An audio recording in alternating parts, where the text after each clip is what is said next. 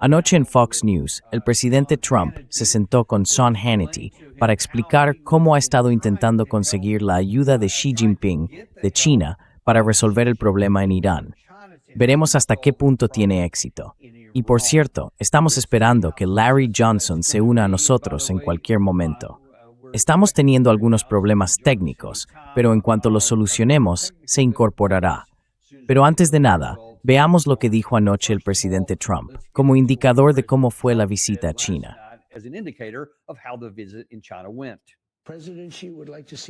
Al presidente Xi le gustaría que se alcanzara un acuerdo. Sí, le gustaría que se hiciera un acuerdo. Y de hecho lo ofreció. Dijo, si puedo ser de alguna ayuda, me gustaría ayudar. Lo dijo, sí lo dijo. Y mira, cualquiera que compre tanto petróleo, obviamente tiene algún tipo de relación con él.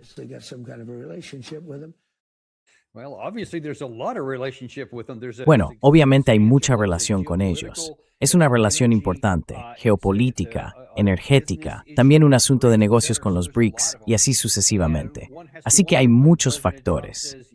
Y uno se pregunta, cuando el presidente Trump dice sí, o cuando Xi Jinping le dice al presidente Trump, claro, vamos a ayudarte, haremos todo lo que podamos.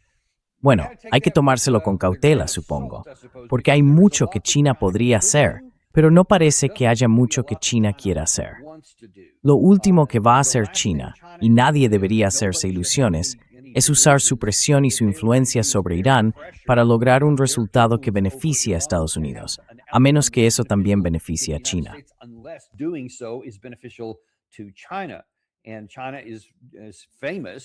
Y China es conocida, no solo Xi Jinping, sino los líderes chinos en general, y también por su cultura, por ser amables en persona y decir las cosas de forma educada. Pero hay que tener mucho cuidado y escuchar los matices, las señales.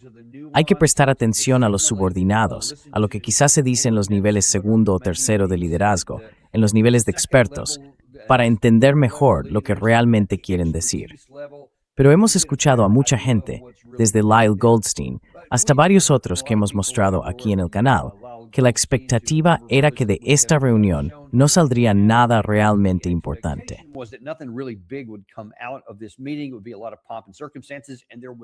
Hubo mucha pompa y ceremonia, y desde luego, de eso no faltó, pero no hubo resultados concretos. Y sinceramente, no creo que nadie esperara que saliera nada seguro sobre la guerra de Irán, o que China ofreciera algo en ese sentido. Y parece que así ha sido. Ahora bien, por su parte, Xi Jinping hizo una declaración. Puede que hayas visto algunos de esos vídeos del momento en que el presidente Trump aterrizó. Había muchos jóvenes y niños con uniformes chinos en la pista, con banderas de Estados Unidos y de China, agitándolas. Todo muy amistoso. Pues bien, Xi Jinping retomó ese mismo tono y dijo sobre la cooperación entre Estados Unidos y China.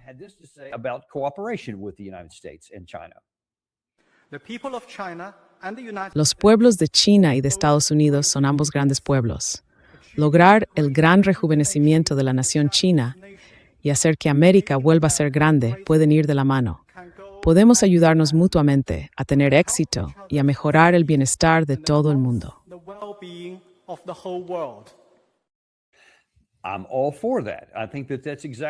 Estoy totalmente de acuerdo. Creo que eso es exactamente lo que deberíamos estar haciendo. Pero la pregunta es, ¿quién se va a beneficiar de esto? ¿Y cómo se ve la cooperación desde ambos lados? Ahora bien, si preguntas por el lado estadounidense, ya sabes, hemos convertido a China en una mezcla entre el hombre del saco y un socio económico necesario. Y aunque el presidente Trump, desde su primer mandato, se ha quejado una y otra vez de la China injusta, que se aprovechan de nosotros, que nos roban la tecnología, que nos estafan y del desequilibrio comercial y todo ese tipo de cosas.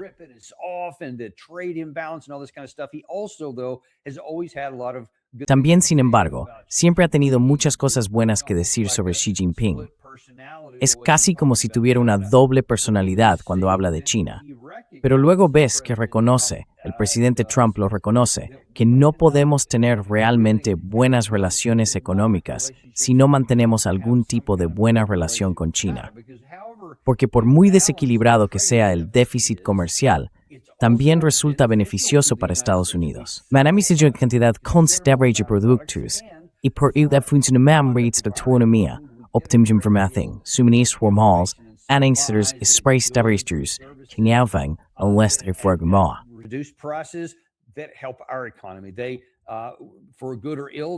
Para bien o para mal, ellos tienen gran parte de la capacidad de fabricación que nos permite producir artículos para Estados Unidos, aprovechando las capacidades chinas y luego enviarlos hasta aquí. Todo eso tiene implicaciones de un equilibrio un poco invertido, pero en realidad es simplemente la forma en que hemos decidido hacer negocios. China, por supuesto, es muy consciente de ello. Tienen que equilibrar las necesidades de su país y de esos 1.400 millones de personas, mantener su economía en marcha y al mismo tiempo conservar buenas relaciones con Estados Unidos. Y claro, todo eso también depende de lo que ocurra con la guerra en Irán, porque para China es muy importante que ese conflicto se resuelva, ya que obtiene una parte significativa de su petróleo de Irán.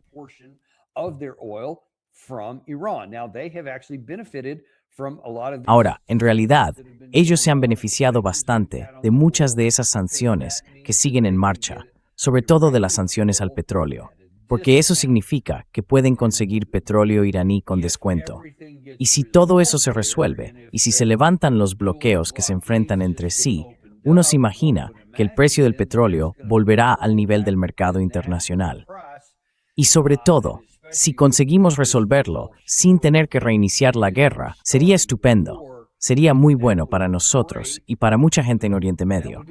Pero también va a suponer un problema para China, porque ya no podrán conseguir ese petróleo tan rebajado.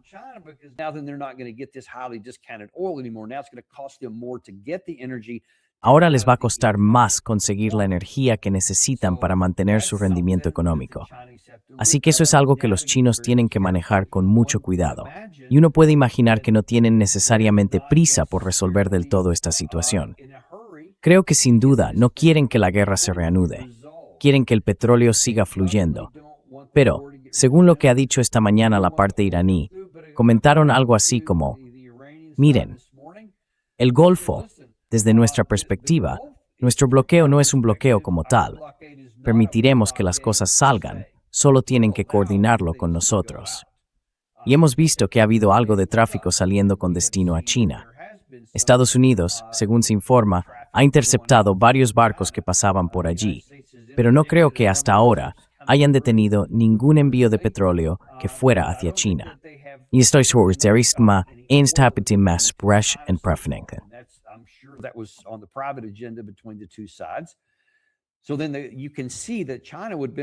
Así que se puede ver que a China le conviene mantener las cosas como están, porque aunque sigue llegando algo de petróleo, no es en las mismas cantidades. He visto los gráficos y hay una reducción clara en la cantidad de petróleo que sale, pero sigue habiendo flujo, probablemente más que hacia cualquier otro país individual. Todavía llega más a China que a nadie más. Pero China cuenta, al menos al principio de todo esto, con una reserva estratégica de petróleo de unos 1.500 millones de barriles. Con solo usar una pequeña parte, podrían abastecer al país durante un año, quizá incluso más, si diversifican, si consiguen petróleo de otros lugares o de otras fuentes, y además a un precio rebajado. Así que se entiende que no tengan prisa por hacerlo. Ahora bien, eso al parecer no está sentando bien a algunos estadounidenses, especialmente a ciertos senadores, como señaló Lindsey Graham.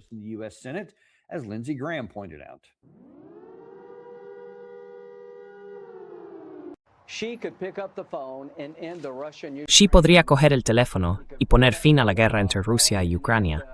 Podría coger el teléfono y acabar con el conflicto con Irán si quisiera. Sin China comprando petróleo iraní, Irán estaría fuera del negocio.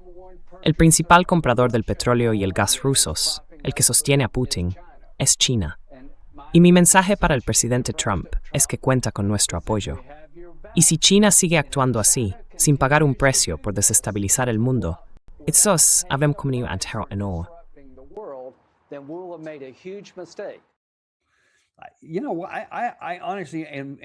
La verdad, me cuesta entenderlo, incluso hablando en ese estilo tan de Lindsey Graham. ¿De qué está hablando cuando dice si China deja de alterar el mundo? Porque China no empezó la guerra en Oriente Medio. China tampoco empezó la guerra entre Rusia y Ucrania.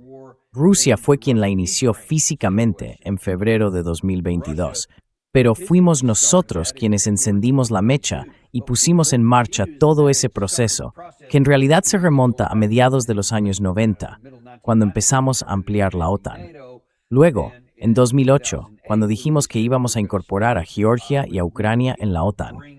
Después, el golpe de 2014 dentro de Ucrania, y la declaración solo unos meses antes de que sí, Ucrania va a entrar en la OTAN y nadie nos dice a quién metemos o no, y todo eso.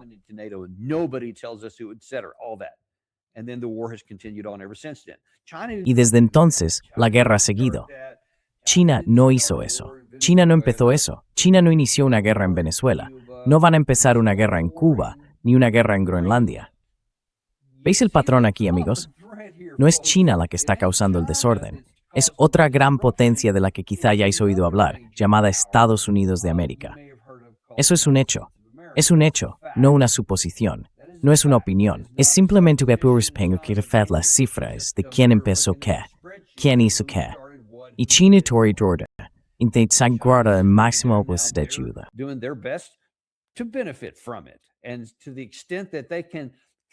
Y en la medida en que puedan conseguir más energía rusa, además con descuento, les parece bien. Así que, como ves, en realidad no tienen ninguna motivación para quitar eso de la mesa mientras no se convierta en algo realmente nuclear. Por cierto, esta tarde, a las 2, tendremos a Scott Ritter y vamos a profundizar en algunos de esos temas de última hora. No os lo perdáis. De verdad, no queréis perderos a Scott Ritter hoy. Tiene cosas muy interesantes que decir sobre eso, sobre hacia dónde va ahora mismo la guerra entre Rusia y Ucrania, especialmente desde el punto de vista de China. A ellos les parece bien que eso siga ardiendo a fuego lento.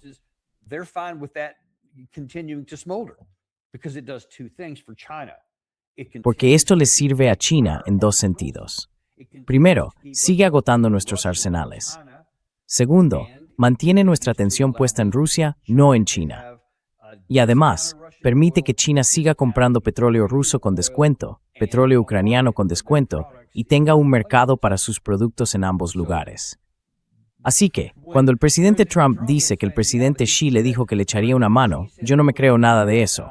Xi no va a ayudarle en nada. El presidente Xi quiere mantener relaciones estables con Estados Unidos. Eso está claro. Y eso es bueno. Deberíamos alegrarnos por ello.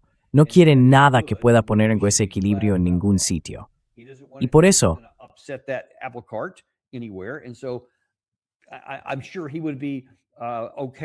estoy seguro de que a él le parecería bien, porque aunque esas dos guerras terminaran de repente y el sistema energético mundial volviera a una cierta normalidad sin guerra, el precio global del petróleo lo seguiría pagando todo el mundo.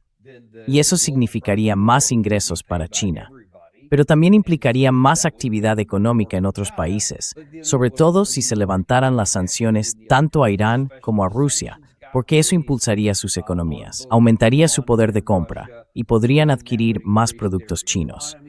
Así que Rusia y China estarían bien si esa guerra terminara, si ambas guerras terminaran. Pero ahora mismo están centrados en lo que más conviene a China y ven que pueden sacar provecho de la situación.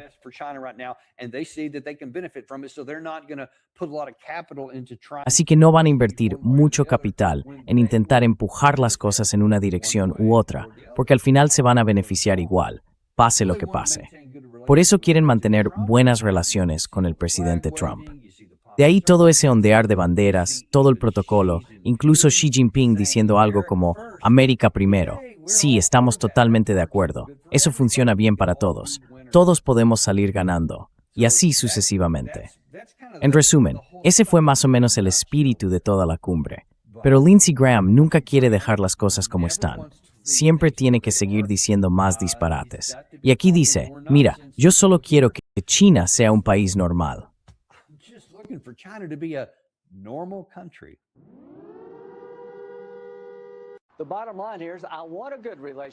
La cuestión de fondo aquí es que quiero tener una buena relación con China. Pero si el presidente Trump no deja claro al presidente Xi que sus malas acciones con respecto a Irán y Rusia alimentando el terrorismo y un conflicto sin fin, tienen que cambiar. Y que si cambian, serán recompensados, y si no lo hacen, serán castigados. Si no transmitimos ese mensaje, entonces creo, sinceramente, que habremos fracasado en alcanzar el objetivo de esta cumbre, al menos para mí, que es conseguir que China actúe de una forma más normal. Which is to get China to be more normal. Get China to be more normal. That sounds like a mafia. Conseguir que China sea más normal. Suena a trato de la mafia. En plan, oye, podemos hacerlo por las buenas o por las malas. ¿Sabes lo que te digo? Quiero decir, así es como suena para cualquiera, y desde luego, cualquiera en China lo vería de esa manera.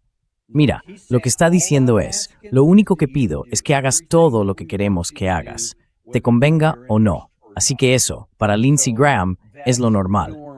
Y por eso está tan desconectado de la realidad. Es un fanfarrón, y además alguien a quien las cámaras adoran, porque siempre suelta cosas disparatadas. Y dice cosas que encajan con la gente de ese estilo, sobre todo con la arrogancia de muchos en Estados Unidos, que quieren decir algo así como, somos los que mandamos.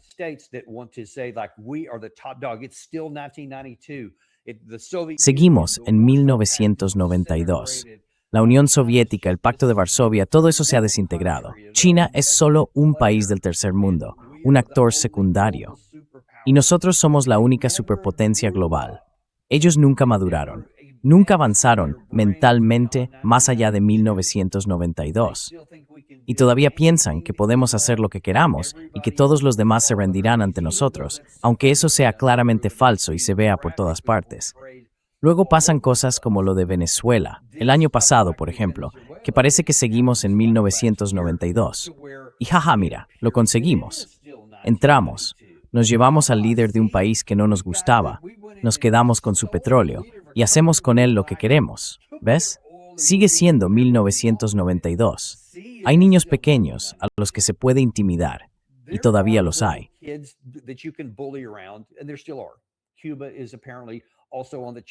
Aparentemente, Cuba también está en la lista, como un sacrificio más para que el matón de turno la golpee. Al parecer, ya existen planes concretos para derribar su gobierno si no lo entregan voluntariamente, igual que intentaron hacer con Maduro, que no quiso jugar su juego. Y ahora está sentado en una cárcel en Nueva York. Ellos ven cosas así, y luego ves el daño que eso ya ha causado. Lo que mi jefe, en Defense Priorities, Ed King, llama un éxito catastrófico. Piensan, bueno, esto funcionó aquí, así que funcionará igual en Irán. Y claro, no fue así. Y ese es uno de los grandes problemas de la gente que piensa como Lindsey Graham y de quienes lo ponen en televisión todo el tiempo y le dan espacio, que son impermeables a la realidad física.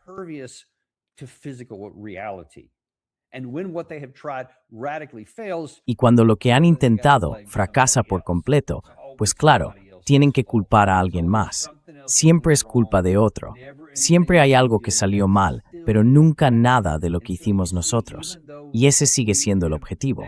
Así que, como ves, aunque nunca hemos conseguido derrotar a Rusia en la guerra de Ucrania, después de 4 años y medio, entrando ya en el 5º, da igual cuánto material regalamos, cuánto vendimos, o lo que fuera que proporcionamos al lado ucraniano, lo único que lograron fue frenar el avance durante 1 mes o 2.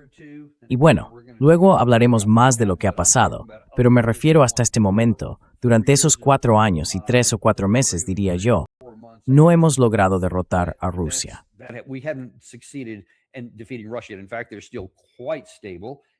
De hecho, siguen siendo bastante estables. Y de hecho, en muchos aspectos son mucho más poderosos que antes. Pero en lugar de reconocer eso, si volvemos realmente a la transferencia de poder de 2014, cuando ayudamos a destituir a un gobierno elegido legalmente y a colocar al tipo que queríamos, y luego movimos la OTAN hacia el este, lo que ayudó a preparar el escenario para 2022, no reconocen el fracaso. Simplemente siguen diciendo, no, eso es culpa de otro. ¿Te acuerdas? Antes decían, mira, Putin puede acabar con esto en un día. Solo tiene que aceptar las condiciones que nosotros pusimos y se termina, pero no lo hizo. Y ahora hemos pasado a Xi Jinping.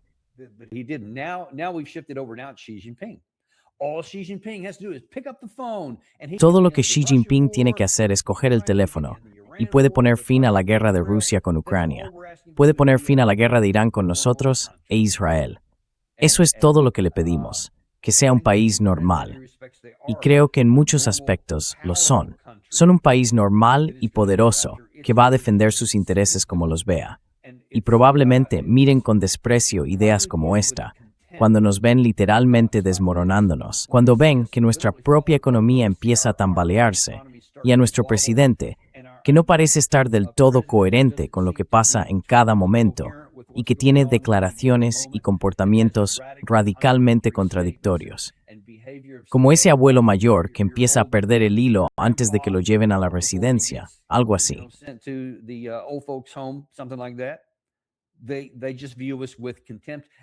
Nos miran con desprecio y con preocupación, y van a mantenernos a cierta distancia, porque saben que, aunque el abuelo sea así o no, sigue teniendo el control de las armas nucleares.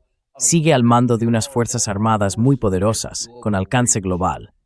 Además, dirige una economía que, para bien o para mal, sigue siendo la número 1 o la número 2 del mundo, según cómo se mida. Y eso no se puede ignorar, porque está conectado con todo lo demás. Todas las economías, de una forma u otra, están interconectadas.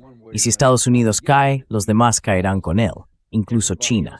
Es inevitable que eso tenga muchas consecuencias negativas.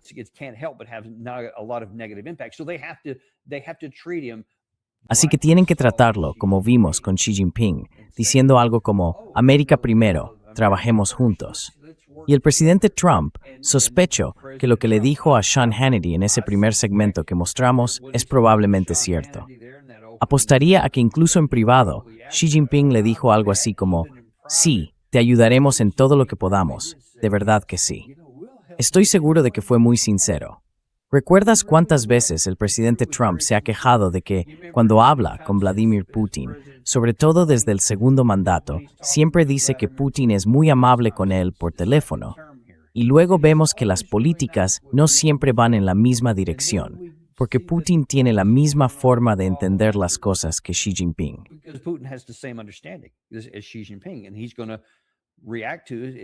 Y él va a reaccionar así personalmente ante el presidente Trump, intentando mantenerlo estable, sin que haga nada loco y simplemente tratando de resistir más que él. Y creo que eso es lo que están haciendo los dos, a ver quién aguanta más, porque nadie sabe qué va a pasar después. Pero se ve bastante claro que eso es lo que están haciendo estas dos grandes potencias, y así es como están tratando al presidente Trump. Ahora bien, si Lindsey Graham está intentando conseguir ayuda para el presidente Trump, sobre todo para poner fin a la guerra con Irán, está claro que no ha levantado el teléfono, aunque pudiera hacerlo. Y es discutible que China tenga ese tipo de poder de decisión dentro de Teherán. Creo que tienen una gran influencia, sin duda la tienen, pero no creo que tengan la capacidad de decirle a Irán lo que tiene que hacer. Del mismo modo, tampoco pueden decir a Corea del Norte lo que debe ser.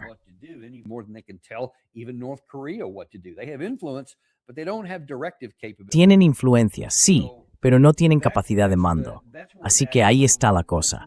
Y por tanto, aunque tengan influencia, no van a hacer nada que nos beneficie. Así que olvidaos de todo eso. ¿Vale? Pasemos a otra cosa. Ahora bien, la gran pregunta que sigue en la cabeza de todos es que la cumbre con Xi Jinping ya ha terminado, y por lo que entiendo, el presidente Trump está de camino de vuelta o quizá ya haya regresado. No lo sé con certeza, pero eso ya es pasado. Ahora todo el mundo mira hacia adelante y a la vez vuelve a centrarse en lo que está en primer plano. ¿Qué va a hacer con la guerra de Irán? Seguimos con los bloqueos enfrentados. Tenemos el bloqueo efectivo de Irán, que básicamente dice, no, está abierto, solo hay que pagar los peajes. Y hasta ahora no hay mucha gente dispuesta a pagarlos.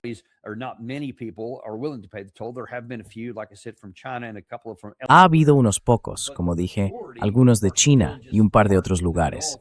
Pero la mayoría siguen ahí, anclados en el Golfo, diciendo básicamente, no nos movemos hasta que tengamos garantías. Me refiero sobre todo a los propietarios de los barcos, pero aún más a las compañías de seguros que los cubren, o que no están dispuestas a hacerlo hasta que tengan alguna garantía de que no van a tener que pagar cientos de millones en indemnizaciones si un barco se hunde. Así que, hasta que eso se resuelva, nadie se mueve. En la práctica, sigue siendo un bloqueo efectivo por parte de Irán, diga lo que diga su ministro de Exteriores. Y por supuesto, por nuestra parte, también mantenemos un bloqueo sobre los puertos iraníes. Todo eso sigue ahí. Y bueno, el tiempo corre, porque aunque el precio del petróleo, a ver, déjame comprobarlo ahora mismo.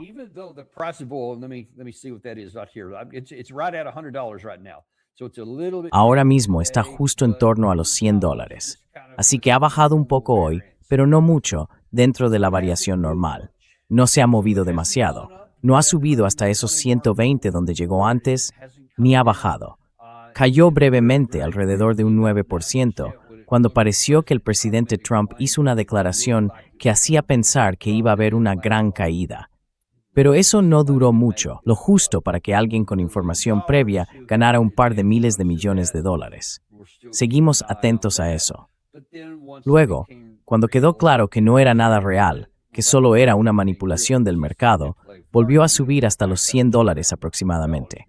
Aún así, eso no refleja los fundamentos reales del mercado energético global, que están afectados por esos bloqueos enfrentados.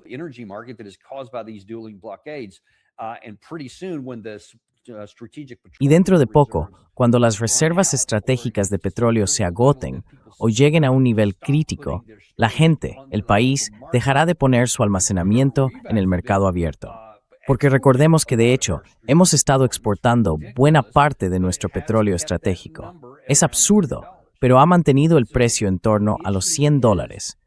Así que la cuestión es, ¿cuánto más puede aguantar el presidente Trump antes de que se acabe ese petróleo estratégico? Y según Bloomberg y un par de expertos más que he visto en los medios, quizá 2, tal vez 3 semanas. Y ya está.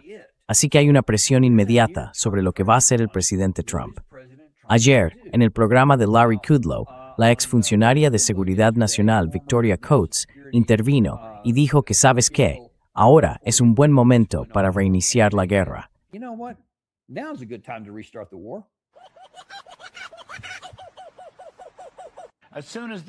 En cuanto termine lo de Xi, no sé si pasará durante, pero van a volver directamente a la Operación Libertad y a reanudar las operaciones de combate. ¿Tú crees que va a esperar? Yo creo que va a atacar enseguida. Estoy de acuerdo. Creo que la acción es inminente. Y lo que tenemos que vigilar, Larry, es el colapso sistémico de la economía iraní. No pueden recuperarse de lo que está ocurriendo. Acababas de mencionar que se están apagando las luces en la isla de Karg. Eso es lo de menos. Su moneda no vale nada. No tienen mercado bursátil desde principios de marzo. Realmente no hay nada de lo que puedan recuperarse, y eso va a suceder. Tienen problemas que no pueden resolver.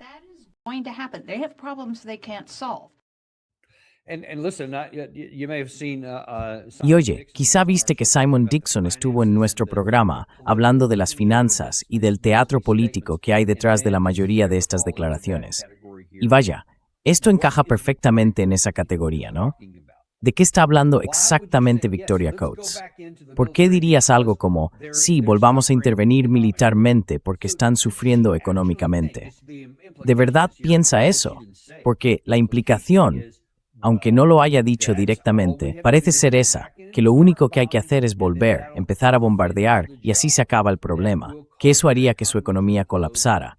Y entonces, por fin, la Guardia Revolucionaria, las milicias, el ejército regular, los líderes políticos, todos se rendirían, bajarían la cabeza y dirían, lo sentimos mucho, América. Vale, nos rendimos, ya está.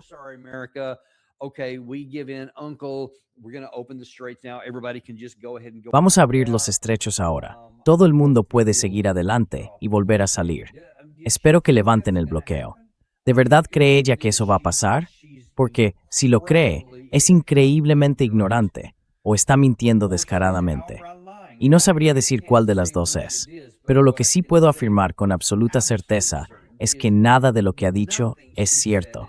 Ni siquiera mencionó el hecho de que la primera bomba que lancen, el primer objetivo que golpeen en la isla de Karg o en cualquier otro lugar, va a provocar un ataque de represalia contra los países del Consejo de Cooperación del Golfo, contra activos militares estadounidenses, aparentemente incluso contra nuestros buques de guerra, en un número mayor que los que ya han sido atacados.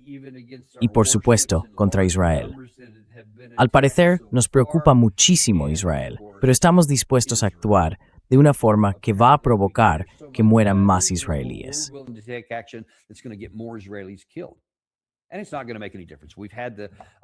Y no va a cambiar nada. Ya hemos tenido los informes de la CIA y también los de la comunidad de inteligencia que se filtraron hace poco. Decían, tanto antes de la guerra como ahora, que harán falta años con antes de que el bloqueo los debilite lo suficiente como para que siquiera entre en el terreno de lo posible pensar en derrotarlos. Y si alguien piensa, bueno, aceleremos eso con una campaña de bombardeos y hagamos como si no fueran a responder, ni eso va a funcionar, porque ya hemos visto lo que pasa con Irán. Han soportado años de guerras durísimas, en las que murieron cientos de miles y resultaron heridos millones, y nunca se rindieron.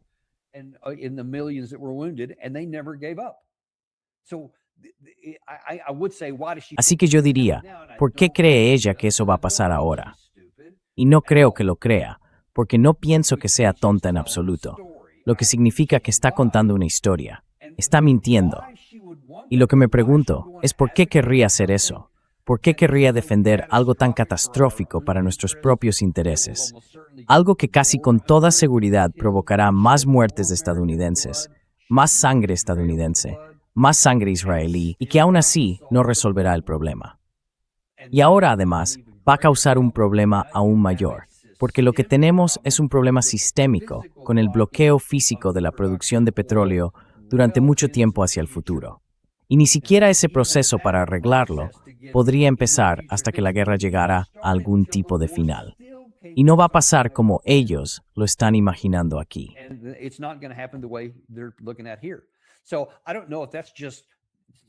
No sé si eso es solo cosa de algunas personas.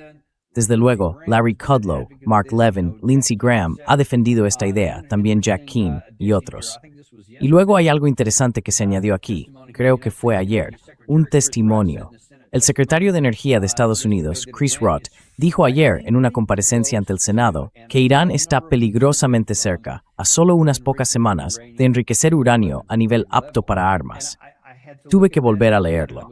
Pensé, espera un momento, ¿esto es de enero? ¿Alguna comparecencia del Senado de enero? No, es del miércoles. Y me quedé pensando, ¿en qué planeta vive esta gente?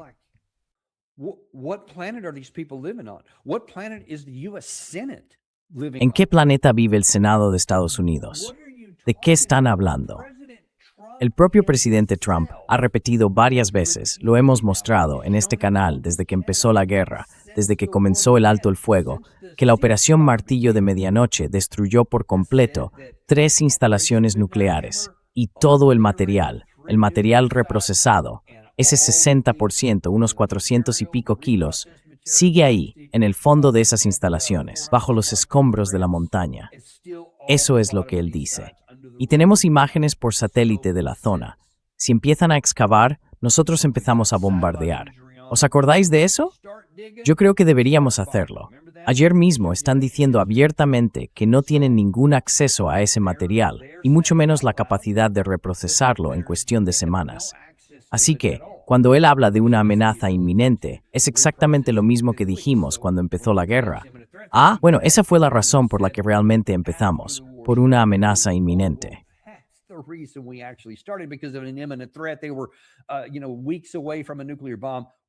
Estaban, según decían, a pocas semanas de tener una bomba nuclear, algo que era físicamente imposible y que sigue siendo físicamente imposible. Y aún así, ahí está el secretario Roth, bajo juramento, diciendo que tienen toda esa capacidad. Si le volvemos a citar, afirma que están peligrosamente cerca de tener uranio enriquecido de grado nuclear y a pocas semanas de conseguir material de ese tipo. Eso es una mentira. Es sencillamente una mentira categórica, porque el presidente de los Estados Unidos y su secretario de gabinete no pueden decir cosas que son completamente opuestas, mutuamente excluyentes, y que ambas sean verdad. Es físicamente imposible. Pero en este mundo orwelliano en el que vivimos ahora, eso se ha vuelto normal. Lindsey Graham quería hablar de que China es un país normal.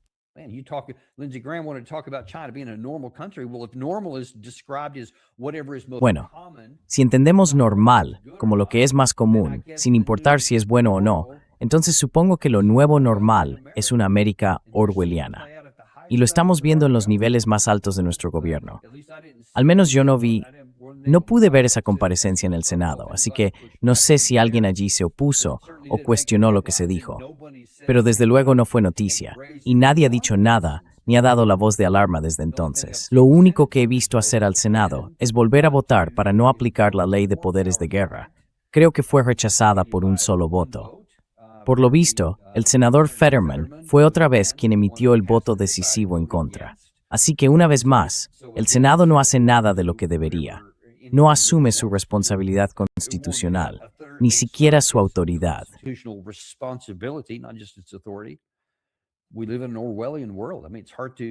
Vivimos en un mundo orwelliano. Quiero decir, es difícil llegar a otra conclusión.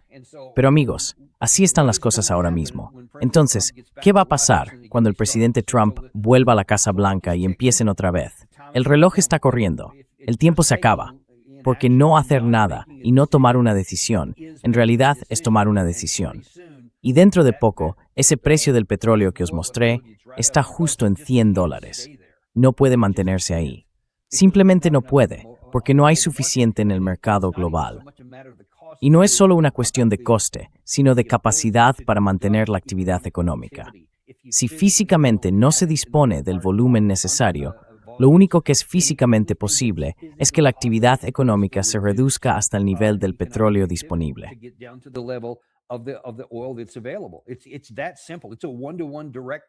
Es así de sencillo. Es una correlación directa, prácticamente 1 a 1. Así que, si pasamos un periodo largo y todas esas reservas estratégicas se agotan, o la gente simplemente dice, vale, hasta aquí llego, y dejan de hacerlo, entonces se produce un aumento casi inmediato en el precio del petróleo. Y no bajará hasta que todo eso vuelva a equilibrarse y haya más oferta. La producción, el PIB, se ajustará al nivel más alto que permita la oferta disponible. Eso significa que habrá una destrucción de la demanda, en el sentido de que ya no podrás conducir tanto, porque no habrá tanta gasolina a un precio que puedas pagar. Y así es como lo llevan de nuevo al equilibrio.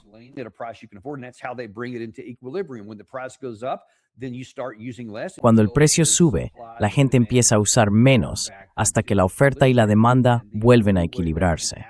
Y la única forma de que eso ocurra es con una destrucción de la demanda. Pero esa destrucción de la demanda solo pasa si la cantidad de oferta que realmente llega al mercado no está siendo disimulada por las liberaciones de la Reserva Estratégica de Petróleo. Y ni siquiera eso cubre todo. Por eso pasamos de, creo que eran $65 o $66 por barril antes de que empezara la guerra, a los aproximadamente 100 actuales. Porque ya hemos visto que incluso liberando reservas estratégicas, solo se ha compensado una parte de la diferencia, y el resto de ese hueco está teniendo un impacto económico. Así que eso ya le está costando mucho dinero a mucha gente.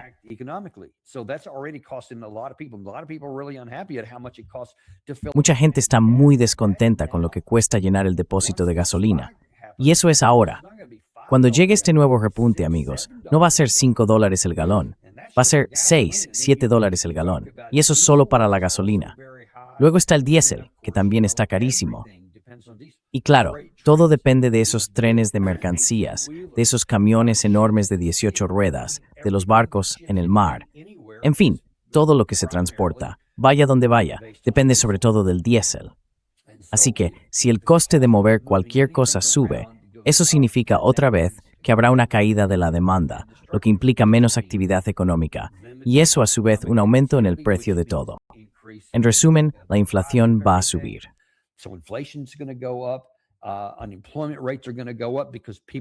Las tasas de desempleo van a subir porque la gente no va a poder comprar tantas cosas. Así que las empresas van a tener que empezar a recortar o incluso cerrar. Y esto es un efecto que se va acumulando. Y claro, una de las cosas a las que siempre vuelvo, que me parece fundamental, tuvimos aquí a Mike Adams, el Health Ranger, y él ha hablado de esto. Ya estábamos en un riesgo muy alto de insuficiencia alimentaria en muchos países del mundo. Ya hay algunos que, incluso si ahora mismo se produjera esa reapertura milagrosa y todo volviera a funcionar al 100%, este otoño algunas zonas del planeta van a estar en peligro de inseguridad alimentaria e incluso de hambruna.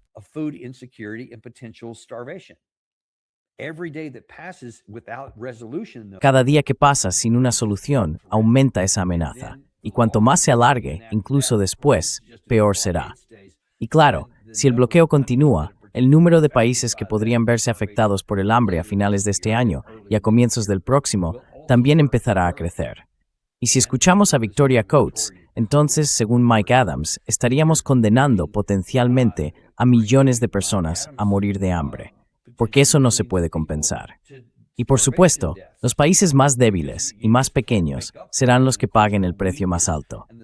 Todo esto es previsible y todo esto se puede evitar si simplemente hacemos lo correcto y conseguimos poner fin a esta guerra por el medio que sea necesario.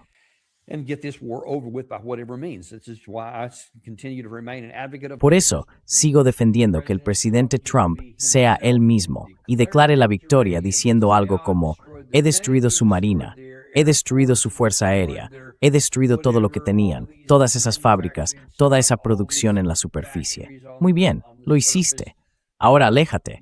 Sí, les llevará un par de décadas reconstruirlo todo. Pero si lo intentan otra vez, volveremos. Puedes decir lo que quieras. Bueno, todo ese material está bajo tierra, así que tampoco conseguirán un arma nuclear. Y si empiezan a excavar, empezaremos a bombardear todo eso.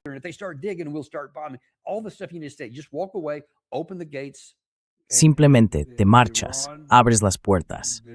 E Irán, ellos se van a instalar, van a poner su propio peaje. Y eso no se puede deshacer porque van a decir necesitamos reparaciones. Y así es como las vamos a conseguir, ya que no nos vais a dar dinero en efectivo con esa teoría de marcharse sin más. Pero al menos eso hace que las puertas se vuelvan a abrir, y eso podría salvar vidas de otras personas en todo el mundo, además de evitar que nuestra economía caiga en una posible depresión. No creo que podamos evitar una recesión a estas alturas. Creo que eso ya está asumido para finales de verano o principios de otoño. Me parece bastante razonable.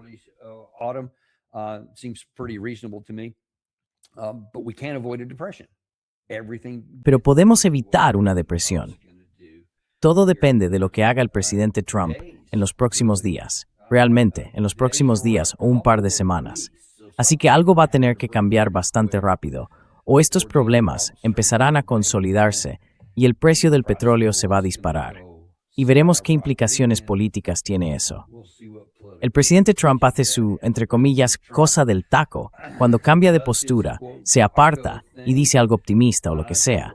Cuando ciertos indicadores, como el rendimiento del bono a 10 años, llegan a cierto nivel, o cuando el precio del petróleo alcanza un determinado punto. Creo que está en torno a 120, parece ser su precio de referencia.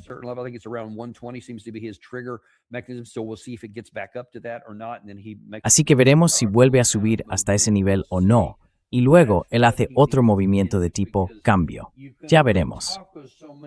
Pero eso es lo que necesita para ponerle fin, porque solo se puede cambiar unas cuantas veces. Y como dije, cuando llegas al final de las reservas estratégicas de petróleo y ya no puedes compensar, entonces incluso un supuesto cambio, que en realidad es solo una declaración, no va a mover lo suficiente la aguja, porque habrá una cantidad física insuficiente. Así que el reloj está corriendo. Es una ventana muy estrecha en la que tiene que tomar una decisión, y desde luego esperamos que tome la correcta. Bien amigos, eso es todo lo que tenemos por hoy. Siento que no hayamos podido hacer que todo funcionara con Larry. I'm sorry we weren't able to make everything work with Larry. We'll get him back on as soon as we can. But I promise you, you do not want to miss Scott Ritter at 2 o'clock today, where he's going to be talking in more detail about some of these comments coming out of a number of Russian leaders, not just one, and opinion makers, that maybe it's time to attack targets inside NATO, even now, to bring this war to an end. And if we don't deter, if that doesn't provide deterrence, then maybe they should use nuclear weapons. Do not miss this show today, folks. I promise you, it's something you need to be aware of. Thanks, Dan, and we'll see you at 2 o'clock on the Daniel Davis Deep Dive.